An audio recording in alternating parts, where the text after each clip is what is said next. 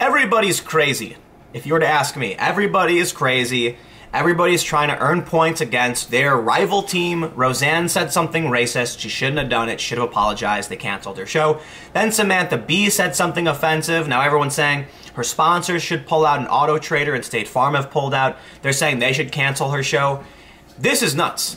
Because if we go down this path, all that's going to happen is everyone's going to say something that at some point is offensive, or they're going to slip up and go too far, and then everyone's going to start clamoring, oh no, they have to apologize, you've got to stop doing that. Instead, people should stick to their principles and say something like, okay, look, Samantha Bee said something offensive about Ivanka Trump, for those that don't know. She should apologize. There you go, end of story. Roseanne said something offensive. She should apologize. There you go, end of story. Make it a learning moment. Instead, everyone is just trying, it's an arms race, where they're trying to target their political opponents. So, today, the video is going to be a little bit different, because it's not just going to be a conversation that I'm having with you, but there's somebody else sitting here with me, and we also have a special announcement about an event this Sunday in New York City.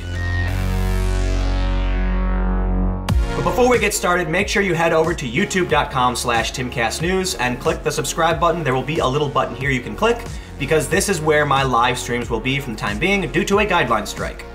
And if you really want to support my work, make sure you go to patreon.com/TimCast and click Become a Patron. Give whatever feels comfortable, but any amount you give does help me continue to do my work. So, to join me today, we have the one and only Mr. Bunty King. How you doing? How you doing, Internet? You guys good? Bunty is a very exuberant character. Yeah, I'm okay. So here's what we're going to do. We are going to have a conversation about what's going on with offensive things said. It's not just Roseanne. It's not just Samantha Bee. You've got, who's this other woman? Monique? Is that her name? Monique Judge. Monique Judge. Well, she said some shit a while back. Yeah. It's coming up. It's being resurfaced now. But because it's like people only get offended if it's an opportunity. If it's someone from their camp. The first thing we should do, though, before we get into talking about all this, the announcement. Yeah.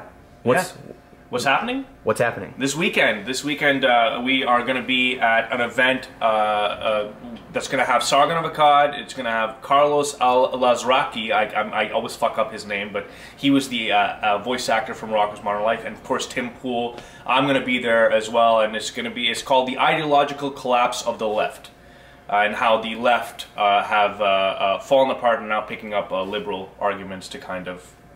It's a very biased title for an event. Super biased title. Yeah. But I'm gonna be like the moderate centrist. So my stance. I think Sargon and I have a lot of similar opinions in terms of freedom expression and like liberal ideals. But we definitely disagree on like social policy and issues of racism and stuff. And I think it's because he's from the UK. Americans have a different perspective, especially and Canadians too. Yeah. So I think this will be really interesting. That's good. That's good. So let's just get into this. We're gonna do this conversation about Samantha Bee. You all heard my opinion just now. I think it's ridiculous that everybody is rushing to find the most offensive things because they're like, oh, Roseanne said something offensive. Oh yeah, well what about what these other people said? And it's like, dude, we can't go down this path. I am a huge George Carlin fan. And I feel like, I don't want to speak on behalf of him or his family, his estate, I just feel like he's the kind of guy who would laugh if you demanded an apology from him and he'd tell you to go F yourself. I don't swear. Bunty swore already, but still I'm not going to do it. Oh shit. I'm not supposed to swear? He just swore again. I'm not supposed to swear? Well, they're going to demonetize the video for sure. What? Yeah, bro. No, they won't. Yes, they will. They'll demonetize your video for swearing. Yes. I just essentially screwed you. Well, no, I don't care. It's just, I try to avoid it. I'm going to avoid it. I'm going to avoid swearing. YouTube. Now. That's YouTube. Avoid swearing. I swear all the time, man. They monetize my stuff. Maybe it's because I'm brown. YouTube's racist. So, Wanda Sykes, this Monique woman, I don't know, what are your thoughts on this, Bunty? What's going on? Okay, so, I mean, one of the things that we've already discussed this, but, I genuinely believe that this is just people overreacting about all of these things. Well, they want to win, right? Well, they hear someone say something about someone in their camp or someone that they value, maybe, or just they get triggered by these specific things that have just been happening again and again and again. I know what it is. What is it? It's like a soccer game. Like in soccer, someone will like nudge somebody, and they'll start screaming, and they'll fall down. Yeah, that's it. That's it. No, it's because I saw Roseanne's tweet. And I had to read it twice because I was like, this is what people are freaking out about, because it felt so like harmless. I mean, it was clearly she was being antagonistic. She wanted to like make some kind of ethnic remark. Right. She wanted to do that. I think that's stupid. I don't think people should do that. No, I don't think you should cancel an entire show because that's what I'm saying. I mean, like, ultimately, what people should have done would be like, hey, that's pretty shitty things to say, and that's what it should have been left at. You said at the beginning of the video, so it should have been just an apology. Learning moment. Yeah, absolutely. But now people want to completely just destroy people. Yeah. And I'm thinking about how many people are put in an uncomfortable position based upon like the network's decision to cancel the show. I mean, there's writers, there's all sorts of other people that are involved in the show that are now not employed at the moment. But I think that they're all going to get jobs eventually because. Well, there's talk of doing like the same show but without Roseanne and calling it something else. That's so weird. It is. Weird. I don't know if it's going to happen, but my thing is, if that does become the solution, think about what that means for like, ignore that. That's a maybe. What this means is that when Roseanne said something offensive, her political opponent said, let's destroy the lives of everyone, collateral damage. You know what I mean? Like, yeah, so that we can not only show how bad it is that she said this shit, but what the ramifications of what she said are going to be. But now let's go to Samantha Bee, because now we can point the finger at the right. All the people who are going after Samantha Bee saying, "Oh, she called Ivanka Trump a feckless." I don't know if I said. I think I may have said the C word. You didn't. I don't think you said it. I didn't hear it. I probably did. No, maybe I did. Didn't hear okay, yeah, because that's like demonetization right away. Yeah. But she said something offensive about Ivanka because Ivanka was like taking a photo with her baby or something, and it was ridiculous. It's actually a really nice photo too. But 2 sponsors have dropped out, right? Yeah. So I'm pretty sure it's Auto Trader and State Farm, and it's like, think about the other people here. Like, sure, I get it. Make Samantha Bee apologize.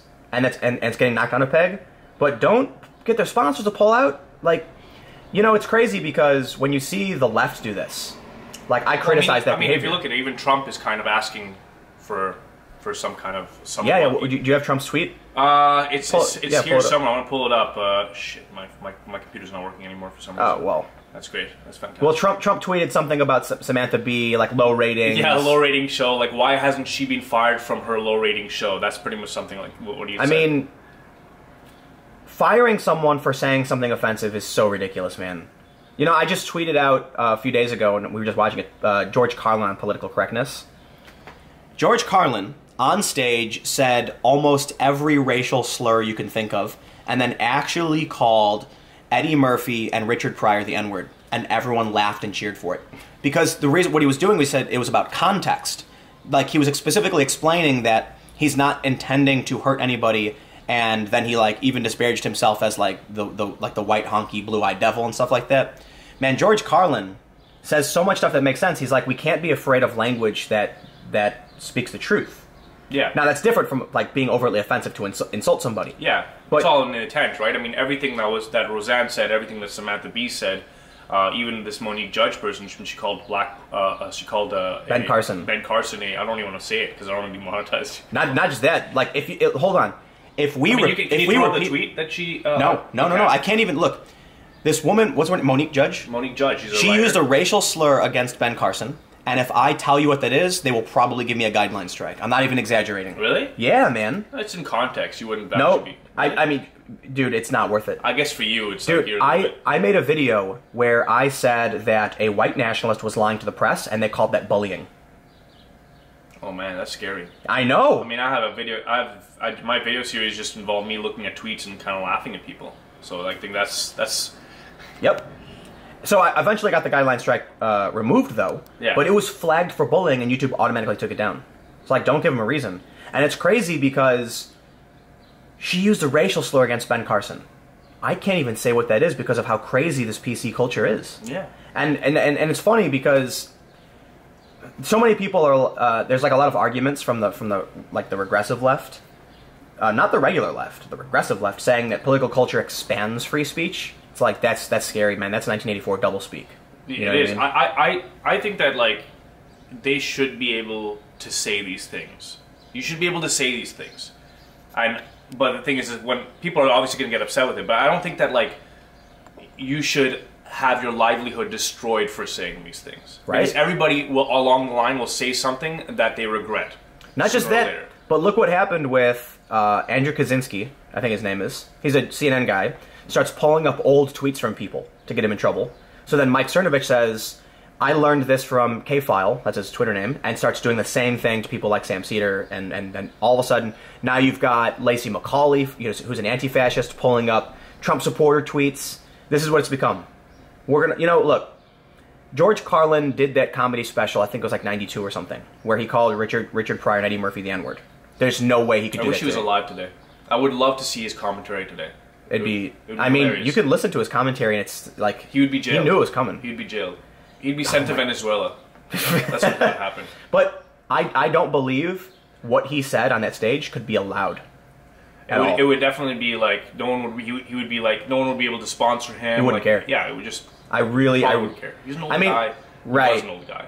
I feel like if he was still alive, he'd be like 80-something. He'd be like, go...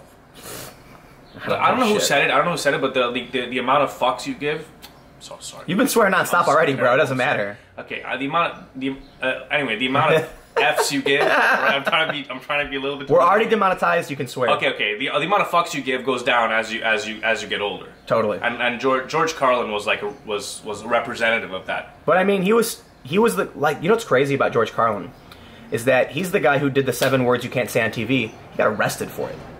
Really? Yeah. He got arrested because he was saying a bunch of crazy... I'm pretty sure he got arrested for it. But he did a bit, like early on, where he said... I don't know, I'm probably going to miss some of the words, but he went through a list of words, like shit... What are the words? Cocksucker, motherfucker... I'm not going to say some of the other ones because I don't want YouTube to really, screw with me. But he said it was because there are some words, like balls. In some context, you can't say balls. Because it's referencing genitals. But you can say balls in reference to, like, baseballs. So there are words that can be censored, but are still okay in some context, but there are 7 words you cannot say on TV at all, for any reason. This is a guy who was willing to stand up to censorship back in the day. Yeah. You want to know. Back in the day when you didn't have Twitter to help you with followers and GoFundMes and all that stuff, he was literally able to kind of just do that. Bill Maher did a great bit last year, January, where he was like just telling the liberals to stop apologizing for everything. He was mocking people. He's like, Chris Hemsworth dressed up like an Indian to a Guns N' Roses party, and then he posted on Instagram, I'm so sorry, and like mock crying. I'm like, dude, that was awesome.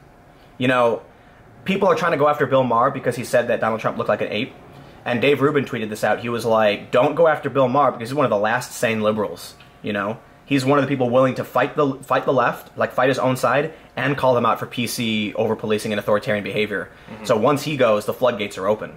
Like, I think that there's a lot about Bill Maher I don't like, but I absolutely, I love how he comes out and says, we should be able to speak. Like, he's got that George Carlin in him, you know what I mean?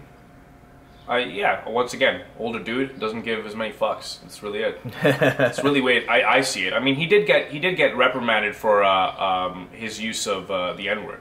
That was, and he apologized. He apologized. But you could tell... I don't think he should have apologized for it, because when I saw him say it, didn't seem all that offensive. It's really like, that was a case of people just being offended by the fact that the word was being said by a white person. I think that's completely ridiculous. And the thing about that is, I felt like when he did say it, it felt like as he was saying it, he knew he should be saying it. Yeah, you could look in his eyes, he's like... Right. but it's actually that because he wasn't strong about it. When George Carlin dropped the N-bomb, he was just like... He was loud. He wanted to make sure you knew he was saying it. Like, that was... Yeah, that's true. Balls. That's true. But Bill Maher was kind of like, I'm and then all of a sudden everyone was like, what? And he was like, oops. Do you find that people bring up George Carlin way too often in this discussion? I feel like he's like the one go-to comedian. People are like, yeah, but George Carlin. Every time it's always a legend, bro. He is a legend. I agree. That's there's no argument there. Yeah, that's why. But there's other comedians you could bring up, but George Carlin was so famous. I don't follow a lot of comedy, right? So I grew up with these George Carlin bits. I mean, there was a bunch of other stuff that was super offensive that you would never air today. Look at it this way. There's a song. I can't remember who it's by. There is a song where he says, if you want to be happy for the rest of your life, never make a pretty woman your wife. You ever hear the song? If you want to be happy for the rest of your life, never make a pretty... The song is about how ugly women cook better, and pretty women bring their man down and, you know, make them like pretty women are too high maintenance. So if you really want to be happy, you got to marry an ugly woman. And there's a bit in the song where it breaks down into talking, and he's like, "Hey Jimmy, your wife is ugly, but she sure can cook." Woo! And they're all this was a #1 hit in the '60s. Oh my god! Right? So like the point is, that's so funny. That song would never be made today. It could be made today. It'd probably be good on like Bandcamp.com or something like that. But I mean, like those novelty songs that get shared on Reddit. But if it got anywhere near the Billboard, it would be like canceled. Yeah, they'd be like, no, this is crazy. So here's the thing: I think it's fair that we as a society progress and evolve, and don't just. We're not going to look at the '60s to be like, that was a great time for everything. No, like the '60s were pretty bad in a lot of ways. For sure. You had like when was the Weather Underground? They're like blowing stuff. That was '70s, I think. You had like more gun violence. You had more murder. You had more war. It was bad. Less civil rights. Things have gotten a lot better. So we do cherry pick a lot of our historical points, though. I find. Oh yeah. We're always like, well, look at this. This worked back then, but then we forget about all the other stuff that didn't work. Right. Or we just choose to like not talk about it. You know, like that happens a lot. Well, it's not just that, but history is condensed. Yeah. We don't remember the fact that there's also so much we can years process. Of the '60s. You know. Well, there's also so much we can process as human beings. You know, like we obviously aren't going to we're not going to remember things that bring us pain. We remember things that kind of bring us joy. The cat just fell. It was funny as hilarious. So you know that song "Fortunate Son" by Creedence Clearwater? No. It's like whenever you see a Vietnam you have to movie, you have to tell me lyrics for me to know, because in terms of music, I'm like the worst. Some folks are born made to wave the flag. Ooh, the red, white, and blue. No. But it ain't me. It ain't me. Anyway, that song's awesome, and it's in like Full Metal Jacket. And there's jokes made, like Family Guy made a joke about how Quagmire's like the worst thing about Vietnam was listening to Fortunate Son, and it's like a joke about how every movie, whenever they show Vietnam, they play that song.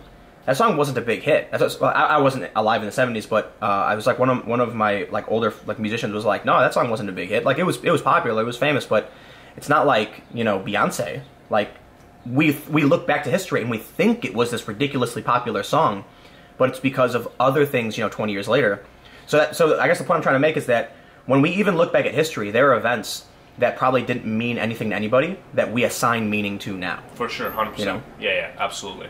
But I guess ultimately the point I'm trying to make is, just because we did things in the past doesn't mean we should still do them in the future. But there are some, we learn a lot from the past. You know, we can't ignore, I look at George Carlin and that thing he did in the 90s, and I'm like, what he said makes a ton of sense. It does. And it's liberal values, it's free speech, it's freedom of expression, it needs to be upheld. And that's timeless. It also encourages a more intelligent society because it forces people to look at the context in which the words are being used, instead of just be like, blankets, these words are not to be used. No, like, okay, how is this person using this word that is normally offensive? Is it still offensive? It really forces people to just be smarter than they are. Which I mean, look, cool. I don't think people should be mean. 100%. I don't think people should be mean. I don't think people should be. You're allowed to be mean. There floating. I wanted to grab it. You're allowed to be mean. You know what I mean? You should be allowed to be mean. You should be allowed to be whatever you want to be. I prefer it if you weren't mean. Yeah, 100%. You're allowed to be mean. You're allowed to hate. You're allowed to say hate. I prefer it if you didn't. Samantha Bee should be allowed to call Ivanka Trump whatever she wants to call. That's true, and at the end of the day, you know, but here's the thing. I know that we mentioned sponsors being pulled out. It's ultimately up to these businesses to decide whether they want to, you know. It's a cascade effect. It's getting worse and worse and worse. Eventually. But here's the thing. I mean, she lost these sponsors now, but she's going to get sponsors down the line because people forget. Right, but what I'm saying is, it wasn't as bad before. It really wasn't. There would be an apology and no sponsors would care. But now they have tech sponsors. What's going to happen in a year? Someone's going to be like, I just plain don't like cats. And then all the cat people are going to be offended. It's like Fahrenheit 451. They're going to say, shut the show down, he offended the cat people. Oh, no, he offended the dog people. Where does it stop? I have to read, by the way. I mean, like, at what point does one of these lobbies gain so much power that we actually are like, we got to make sure not to offend the mouse people. You know what I mean? And then someone could say something that's not even offensive that becomes offensive 2 years later. Yeah, like that's a big part of it. It's true. I mean, it's happened to everybody. I think we can look back at some of our tweets and be like, "Well, I said that." Right? Because society changes. Absolutely. And because we've created this permanent record, now people are digging that up, trying to destroy your career. Which is insane because I mean, everybody like I really hope that the people watching this are I'm sure that your audience is very very in tune with this, but like people change. You know, like you could be someone a week ago and be a completely different person the next week because something happened within that week. Yeah. That 7-day period that radically changed your opinion about something. And that's okay. It doesn't mean that you have no spine. It doesn't mean that you're just a fence sitter. It means that you are literally a human being that's engaging the world and trying to figure out what is right, and that is an amazing thing to do, and I think people should continue doing that. Not just that, but what's right changes. 100%. You know? And so it was right to own. You were totally in the right to own a slave back in the day. No, but more, and also people used to own guns and bring them to school all the time. Really? Yeah, they had gun clubs, and they would have shooting practice, and then it just things change, and it's I think one of the big risks too is that that's kind of interesting. I feel like there's some people right now that are probably watching this, that are like I want that to happen again. I want to have a gun club in my college. Maybe having kids trained in gun safety and having a gun locker. Could you imagine what happened if a shooter came in and the gun club was there? Trained? That's actually really interesting. I don't know, because a lot of people argue then you got multiple shooters and stuff like that. But there are stories from back in the day, like there was a guy, I'm not an expert on these stories, but there was the Texas shooter went up in a bell tower, and citizens pulled out their guns, started shooting back, suppressing him, so the police would come and take him out. So it's, really, that happened? Yeah. I didn't. It was the 60s. Anytime I've heard about the bell tower, it's just that how many people it killed. I never heard about how people. Well, it did kill a lot of people. It might be apocryphal that people were shooting back, because I'm not an expert on this, but this is like the stuff they tell you. But there's a ton of stories. There really are stories of good guys with guns. You know what I mean? So I don't want to get into a gun debate or anything. Well, majority of people are good. Right. That's a given. So there's an issue of whether or not it would be effective. But the point I'm trying to make is that this used to be normal. It's not normal anymore. Yeah. Now they got metal detectors. Now they got bars on the windows. You know, it's like we're heading down an authoritarian path of overprotection. And I want to bring it back to make sure we're staying on topic with like speech and all that stuff. Yeah, we're heading to the point where, like, honestly, I don't care that Samantha Bee called Ivanka Trump a feckless, C word. Is it offensive? Yes. You can be offended by it. Can we move on? People are offensive, It's very indicative of what society's priorities are at the moment. Because there's the backlash and like the outrage for what Roseanne Barr said, and that I think was like, and then there's no outrage really for what Samantha Bee said, which was pretty much using a deeply misogynistic term for women. It's on if I heard a woman get called that, and it was just like, it would even if it was like necessary, I would be like, whoa, that's someone just dropped that word. It's a heavy word to drop. You don't just drop that word in passing. It's not a word that I use regularly. It's like, what, man? I use what I mean. I mean it. I need to mean it. It's like a soccer match. Yeah. Soccer player gets flicked on. There's this famous video. Yeah. And he goes, flicks him in the ear, and the soccer player falls down screaming. I think he checks to see if there's a ref watching or something. Yeah. And then he falls down. So anyway, man, for those that are watching, one of the reasons I'm doing a video like this is that we're going to go check out the event space, and we're going to, things are getting set up. So Bunty's like, I don't know what your role is, but you're essentially like organizing and administrating. Yeah, well, I'm just gonna make sure that everybody there is like comfortable, and I'm gonna be introducing the speakers, and I'll be walking around the audience with a mic during the Q&A period to kind of just engage audience members and get them to ask questions and just make you guys feel comfortable. That's ideally the move. I want people who are showing up there to feel like they're having a good time, and afterwards also maybe collect information in terms of whether they liked it, what should be done better, and all that stuff. Want to really make these events good. Right on, man. All right, so we're going to head out. Do you want to drop your social media for those that might not know? Yeah, you can follow me on Twitter. Oh, wait, you can't. Oh, yeah, you were banned for hate speech. I'm banned for targeted abuse. Against trans-exclusionary radical feminists. Yes, exactly. Well, what's your YouTube? My YouTube is just Bunty King. You can find me there. Wait, hold on. What? You got banned from Twitter for making a joke about trans-exclusionary feminists. Yeah. Radical feminists. Radical feminists. Yeah. Roseanne gained like something like 200,000 followers. Samantha Bee, it was on Twitter did she say this, or where did she say this? She said this on her show, I believe. Oh, okay. But like, there are people who regularly post actual hate speech that causes controversy. Like this Monique woman, Monique Judge, gains followers. And Wanda Sykes, who was also on the show, said something about how white people don't steal wallets, they steal countries. Which is like a pretty serious thing to say about an entire ethnic gains followers, not hate speech. Anyway, all right, we could carry on for a million years, but your YouTube was YouTube Bunty King, really easy to find, and also you can find me on Facebook and Instagram as well. That's Mr. Bunty King for both of those. Right on. Mr. Bunty King for YouTube too as well. So we're gonna go head down to this event. It's gonna be Sunday. Stay tuned. You can follow me on Twitter at Timcast. Thank you all so much for hanging out and watching, and I will see you tomorrow at 4.